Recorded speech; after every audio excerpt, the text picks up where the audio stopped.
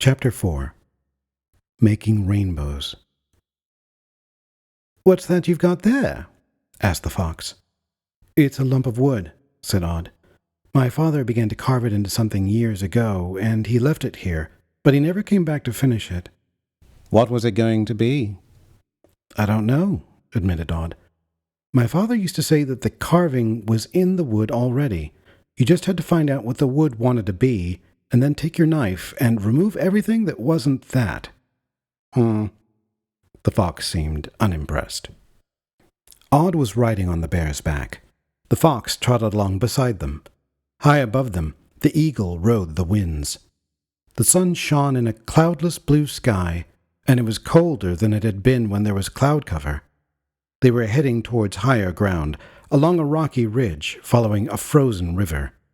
The wind hurt Odd's face and ears. "This won't work," said the bear gloomily. "I mean, whatever this is, it won't." Odd said nothing. "You're smiling, aren't you?" said the bear. "I can tell." The thing was this. You got to Asgard, the place the gods came from, by crossing the Rainbow Bridge, which was called Bifrost. If you were a god, you simply wiggled your fingers and a rainbow appeared, and you walked across it. Easy. Or so the fox said. And the bear morosely agreed. Or at least it was easy until you didn't have fingers, which they didn't. Still, even if you didn't have fingers, Loki pointed out, you could normally still find a rainbow and use it. Rainbows turned up after it rained, didn't they? Well, they didn't in midwinter. Odd thought about it. He thought about the way rainbows appeared on rainy days, when the sun came out. "I think," said the bear, "as a responsible adult, I should point a few things out." "Talk is free," said Odd, "but the wise man chooses when to spend his words." It was something his father used to say. "I just thought I should point out that we're wasting our time. We don't have any way of getting to the Rainbow Bridge, and if by some miracle we summon it, look at us. We are animals, and you can barely walk. We can't defeat frost giants. This whole thing is hopeless." "He's right," said the fox. "If it's hopeless," said Odd, "why are you coming with me?" The animals said nothing. The morning sun sparkled up at them from the snow, dazzling Odd, making him squint. "Nothing better to do," said the bear after a while. "Up here," said Odd. He clung tightly to the bear's fur as they clambered up the side of a steep hill. They could see the mountains beyond. "Stop," said Odd. The waterfall was one of his favorite places in the world. From spring until midwinter, it ran high and fast before it crashed down almost 100 feet into the valley beneath, where it had carved out a rocky basin. In high summer, when the sun barely set, the villagers would come out to the waterfall and splash around in the basin pool, letting the water tumble onto their heads. Now the waterfall was frozen, and ice ran from the crags down to the basin in twisted ropes and great clear icicles. "It's a waterfall," said Odd. "I used to come out here, and when the water came down and the sun was shining brightly, you could see a rainbow like a huge circle all around the waterfall." "No water," said the fox. "No water, no rainbow." "There's water," said Odd, "but it's ice." He took the axe from his belt, pushed his crutch beneath his arm as he got down from the bear's back, and walked over the ice until he stood before the frozen waterfall. He used the crutch to hold himself in position as best he could. Then he began to swing the axe. The noise of the blade hitting the thick icicle cracked off the hills around them, making echoes that sounded as if an entire army of men were hammering on the ice. There was a crash, and an icicle as large as Odd smashed down to the surface of the frozen pool. "Clever," said the bear, in the kind of tone of voice that meant it wasn't clever at all.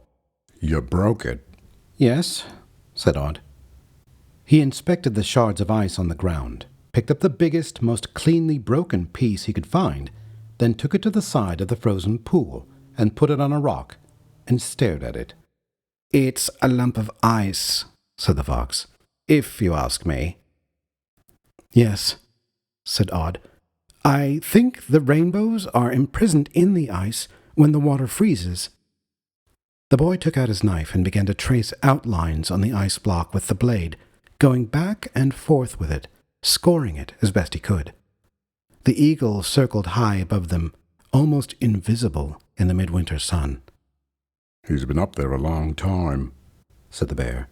"Do you think he's looking for something?" The fox said, "I worry about him. Must be hard to be an eagle. He could get lost in there. When I was a horse—" "A mare, you mean?" said the bear with a grunt. The fox tossed its head and walked away. Odd put his knife down and took out his axe once more. "I've seen rainbows on the snow sometimes," said Odd, loud enough for the fox to hear, "and on the side of buildings when the sun shone through the icicles, and I thought, ice is only water, so it must have rainbows in it too. When the water freezes, the rainbows are trapped in it, like fish in a shallow pool, and the sunlight sets them free." Odd knelt on the frozen pool. He hit the big lump of ice with his axe. This did nothing. The axe just glanced off the ice and nearly cut into his leg. "Do that again and you'll break the axe," said the fox. "Hold on." He nosed along the bank of the frozen pool for several minutes. Then he began scrabbling at the snow. "Here," he said. "This is what you need." He put his paw on a grey rock he'd revealed. Odd pulled at the stone, which came up easily from the ground, and it proved to be a flint. Part of it was grey, but the other part, the translucent part of the flint, was a deep salmon-pink color, and it seemed to have been chipped. "Don't touch the edge," said the fox. "It'll be sharp, really sharp. They didn't mess about when they made those things, and they don't blunt easily if you make them well." "What is it?" "A hand axe. They used to do sacrifices here on that big rock over there, and they used tools like this to slice up the animal and to part the flesh from the bones." "How do you know?" asked Odd. There was satisfaction and pride in the fox's voice as it said, "Who do you think they were making sacrifices to?" Odd brought the tool over to the lump of ice. He ran his hands over the ice, slippery as a fish. Then he began to attack it with the flint. The rock felt warm in his hands, hot even. "It's hot?" said Odd. "Is it?" said the fox, sounding pleased with itself. The ice fell away under the flint axe, just as Odd had wanted it to. He hacked it into a shape that was almost triangular, thicker on one side than on the other. The fox and the bear stood nearby, watching. The eagle descended to see what was going on, landed in the leafless branches of a tree, and was still as a statue. Odd took his ice triangle and placed it so the sunlight shone through it onto the white snow that drifted on the frozen pool. Nothing happened. He twisted it, tilted it, moved it around, and a puddle of light appeared on the snow, all the colors of the rainbow. "How's that?" asked Odd. "But it's on the ground," said the bear doubtfully. "It should be in the air. I mean, how can that be a bridge?" The eagle took off from the tree with a clap of wings and began to fly upwards. "I don't think he's very impressed," said the fox. "Nice try." Odd shrugged. He could feel his mouth pulling up into a smile even as his heart sank. He'd been so proud of himself making a rainbow. His hands were numb.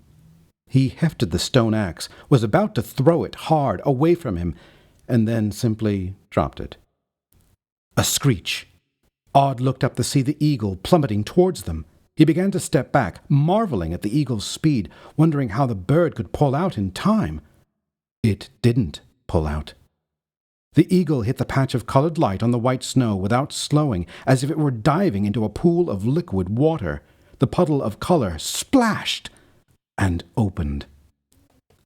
Scarlet fell softly about them, and everything was outlined in greens and blues, and the world was raspberry-colored and leaf-colored and golden-colored and fire-colored and blueberry-colored and wine-colored. Odd's world was colors, and despite his crutch, he could feel himself falling forward, tumbling into the rainbow. Everything went dark. Odd's eyes took moments to adjust, and when they did, above him was a velvet night sky hung with 1 billion stars. A rainbow arced across it, and Odd was walking on the rainbow. No, not walking. His feet didn't move. It felt as if he was being carried up the arch, going upwards, forwards, uncertain how fast he was traveling, only certain that he was somehow swept up in the colors, and that it was the colors of the rainbow that were carrying him along. He looked behind him, wondering if he could see the snowy world he'd left, but he saw nothing but blackness, empty, even of stars. Odd's stomach gave a sort of lurch. He could feel himself dropping, and he turned his head to see the rainbow fading. Through the prism of colors he saw huge fir trees, foggy and purple and blue and red, and then the trees came into focus and found their own color, a cool bluish green, as Odd tumbled off the side of a fir tree and down into a drift of snow. The scent of bruised fir tree surrounded him. It was daylight. He was wet and cold, but unhurt. He glanced up, but there was no sign of the Rainbow Bridge. Silently, across the thick snow, the fox and the bear were walking towards him, and then, with a rattle and a clatter, the eagle landed on a branch beside him, making the snow on the branch fall flump to the ground. The eagle looked less crazy now, thought Odd, and then it looks bigger. "Where is this place?" asked Odd, but he knew the answer, knew it even before the eagle threw back its head and screamed with delight and with relish and with keen, dark joy. "Asgard!"